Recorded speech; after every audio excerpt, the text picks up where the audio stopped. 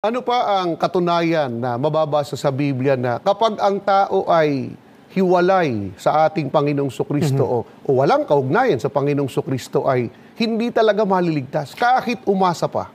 Basahin po natin ang pahayag mismo ng ating tagapagligtas. Dito naman po sa Juan 15, ang talata po ay 6, mga kaibigan.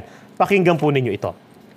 Kung ang sino man ay hindi manatili sa akin, ay siya'y matatapong katulad ng sanga at matutuyo at mga titipunin at mga ihahagis sa apoy at mga susunog. Mga kaibigan, tinitiyak po sa ating binasa na kahit pa ang tao ay nagkaroon na po sana ng kaugnayan sa ating Panginoong Hesukristo o sila po'y naging kaanib na dun sa katawan o sa iglesia ni Kristo, ngunit nahiwalay, hindi po nanatili, ihahagis sa apoy at masusunog. Katumbas po ay parurusahan sa dagat-dagatang apoy.